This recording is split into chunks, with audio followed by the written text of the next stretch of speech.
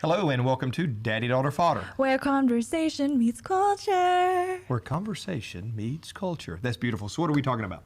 We are talking about the topic that we have been avoiding this whole time, but we're still going to talk about it. We've been talking about dating. Dating. Oh, wow. Dating. So what experience in the realm of dating do you have, Dad? I have never had any experience in dating. Now, are we talking about it in the context he didn't date till marriage. Yeah, are we... So are we talking about parenting someone who is dating? Is that what we're talking about? Yeah. Okay, I got a little bit of experience there. And I say what I say based on really on a lot of experience before. Nobody ever told me how to date. There were no parameters. There were no guidelines. It was just here, go out and do it. And can I be honest? Most people stink at dating. So guess what? They stink at marriage. I didn't know that that it was like not normal for parents to teach their kids how to date. I had no idea that wasn't normal. It is one of the second most important decision that a person will ever make in their lives, and I can attest to this after being married for 23 years, the second most important decision that a person will ever make is who they marry.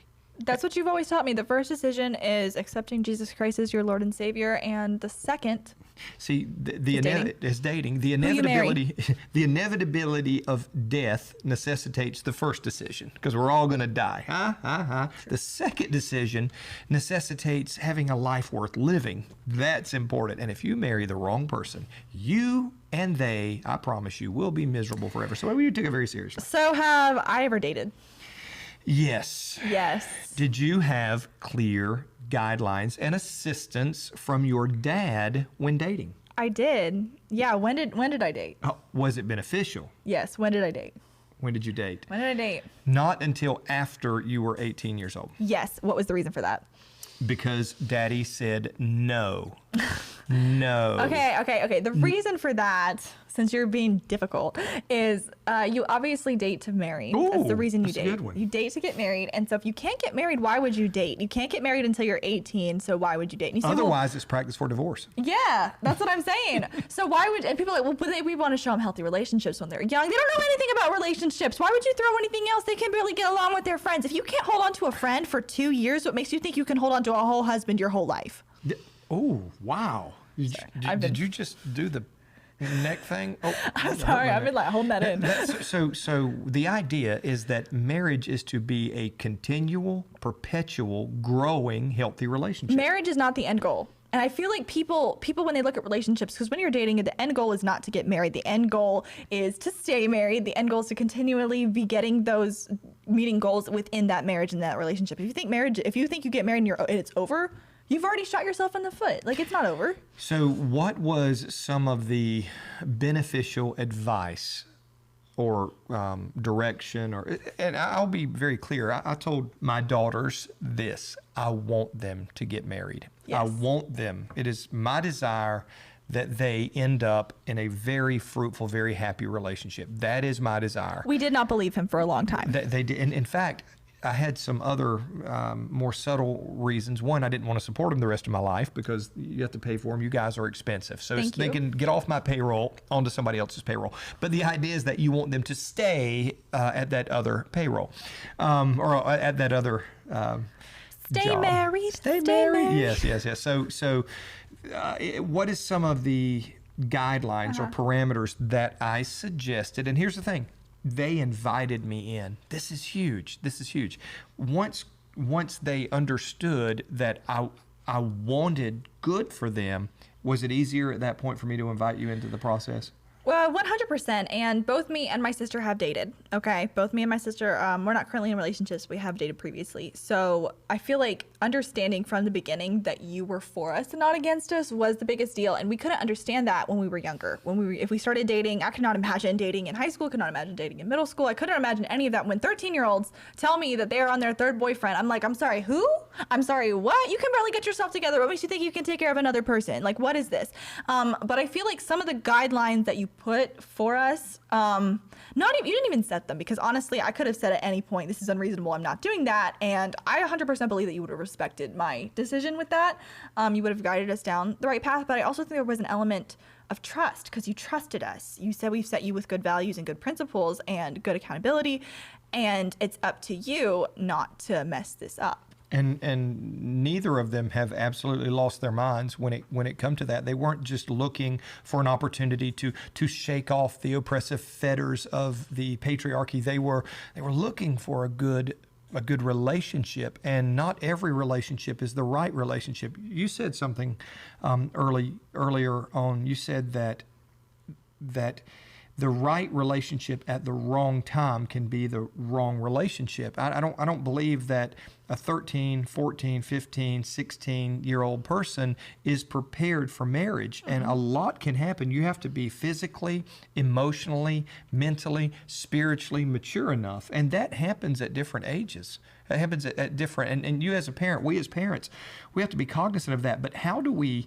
get over the concept that we're not just saying this to make you miserable or to stop you from having fun? Well, let's look at the real reason that people are like dating, especially young. It's because they want a relationship. They want a real person to love them. They want to be loved and desired, especially women, especially girls. I feel like that's what us young girls fall into, is we want to be loved and desired. And if we're not getting that relationship, especially if we're not getting that male validation from our dad, then we're going to find someone that will give us that male validation. But the problem is they aren't going to protect us like you will. They can't protect you, and they can't provide for you. I have 2 boys, and it's been, guys, you were ready to date when you were ready to provide. If you can't take care of yourself, how can you even enter into a relationship that could potentially cause you to have to provide prematurely for somebody when you can't even take care of yourself? I think that's responsible. My girls, I told them, I said, you can live at home with daddy until you're married if you like. Boys, you have to go and begin to prepare. So there are different aspects and different approaches. You say, well, that's chauvinistic. No, it's wise. It's wise. We have different roles that work in society and that work in relationship. Boys, if you were going to date my daughter, we're going to get a credit check. Okay, girls, you don't go dating some bum. Listen to me. If he doesn't have a car, you have no business dating him, because if he doesn't have a car, he probably doesn't have a job. Unless he rides the bus and you live in a city somewhere, I get that. But there are certain things where common sense has to apply. That's why parents, please don't just abdicate this. Please don't look at some idiot that they bring home who is going to live in your basement for the first 12 years of his life along with your daughter. No, that's not going to happen. So a person who can't commit to a job enough to show up probably can't commit to a relationship either. So no job, no date, no job. But I go to school. Well, go to school and get a job. Work while you go to school. That way, you can make money through school. I know that's an old school concept, but school is not a job. But doesn't earn you money. Just throwing that out. I also feel like I'm saying this too, and I understand a lot of my audience is a bunch of conservative people, and I feel like everybody's like, well, that means that you're probably going to wait later until you get married. And I feel like we need to stop saying that that's necessarily a bad thing, because I feel like especially within the Christian conservative community, it's like, get married early, get married early, get married early. I literally put my sister's 21st birthday. I was like, you can wish her well in the comments, and someone literally said, get married early. And I was like, okay, y'all, do you ever think that that's not, we don't get to make that decision. That's not our timing. That's God's timing. And we have to understand that when you're in the situation that you're in, why would you put yourself in a potentially detrimental situation? If you're with someone that he might be your husband, like I was saying, right person, wrong time makes it the wrong person and the wrong time. That might be your husband, but that might be not your husband right now.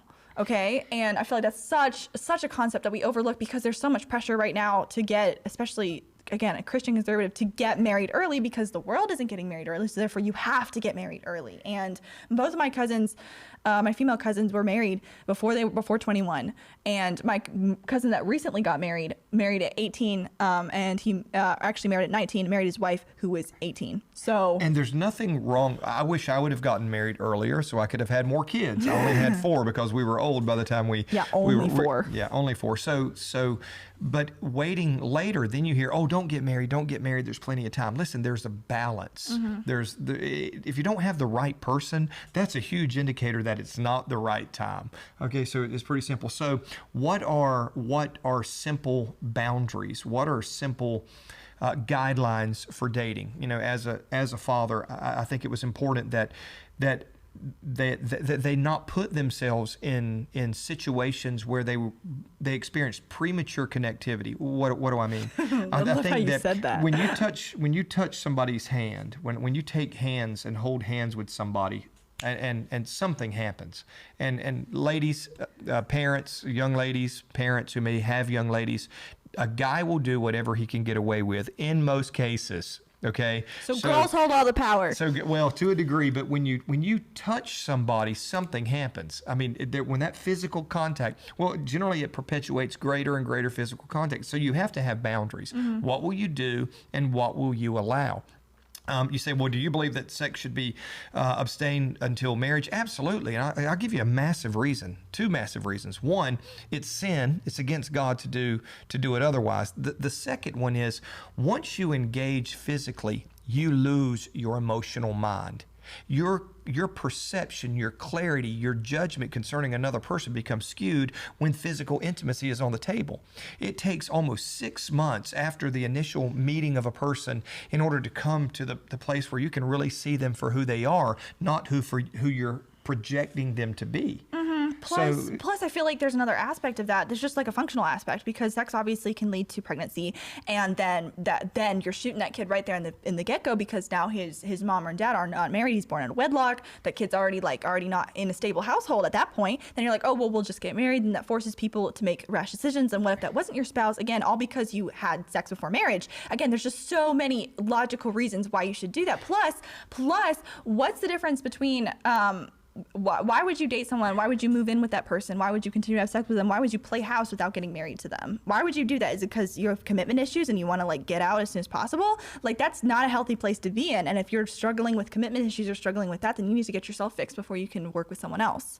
And if they won't commit, fine. Used to be an expression, free milk and a cow. Yeah, you cut off the milk, you get rid of the cow. Why would you buy the cow if you're getting the milk for free? She said something that was very interesting. Women are not cows. Women are just want to clarify. They're not heifers. Just want to clarify that. Yeah, so stop the hate. Anyway, when we talk about one of the bad aspects of society, I don't know if you know this statistic, but this supersedes race. This supersedes socioeconomic status. This supersedes college education. Single parent. Single parent and poverty are connected. So when we talk about people, when you look at poverty of any particular demographic of people, when there is the higher the single family home, the higher the rate of single family homes in that particular demographic, the higher the poverty level, period. It goes up exponentially. Do the research. So we look, and that becomes a moral issue that absolutely affects our culture. That's why we need to take the dating thing seriously. I tried to behave as an intermediary, as a protection, as a shelter for her in that relationship until she could decide whether that was a relationship that she wanted to continue with or not. That's a decision that she has to make. My part is to assist and to help and to honor that particular decision. And it makes the experience extremely enjoyable because, like I said, I'm not currently with my boyfriend, but him and I are still really good friends, and we're able to not have any awkwardness. We're able to just we're able to work together. We're able to be friends. We're able to be completely normal people because we don't have any awkward things happening right now. We kept it very, we kept everything honorable. We kept everything honorable. We kept everything celibate. We kept everything extremely just what you see is what you get. We were very clear. We were very open, all of those things. And because of that, I'm able to maintain relationships with him, even though they're not romantic anymore. And it doesn't have to be weird. And I don't have to be like, oh my gosh, like my ex. It never has to be awkward. It never has to be awkward. And we're avoiding awkwardness and we're being adults. And you say, well, that's regular adults do. Bro, I'm 19. The fact that I'm figuring this out like right now, astounding. Like, I don't ever have to worry. It never has to be awkward. Well, that's why you needed help. I know how to date wrong, and to leave it up to people, to leave it up to young folks just to kind of, figure it out through the dark is not good parenting. Be involved, have an opinion, share an opinion. I'm not talking about being controlling, but this happened way before. This happened years ago by living and modeling wisdom and things that she could trust. And the big thing, when she knew that I was for her, for her, not against her in this area. I was pro-marriage. I'm pro-relationship. It just opened up her heart for her to be able to receive the input and the guidelines that I wanted to bring. And I'm like emotionally crazy anyway and volatile in that situation, especially when I'm trying to figure things out. So having somebody else, a third party, come in who's looking at the situation objectively, I always appreciated that he was extremely objective whenever it came to my relationship. He would always be like, okay, this is what I think, this is what's happening, this is what you're doing. And I was able to navigate the situation because I had all of the factors on the table and he saw the blind spots that I couldn't see. And what allowed her to do that, and I hope this is prevalent in all of you, is humility. Humility is the ability to receive wisdom and apply it in your life. If you're prideful, you'll always end up having to learn the hard way. Yeah. Anyway, thank you so much for joining us here on Daddy Daughter Fodder. As usual, if you have any questions, concerns, comments, topics, or you want to know more about this topic or more about some other topic, please feel free to DM me on Instagram, comment down below. Please let me know, and we will see you next time. Bye, guys.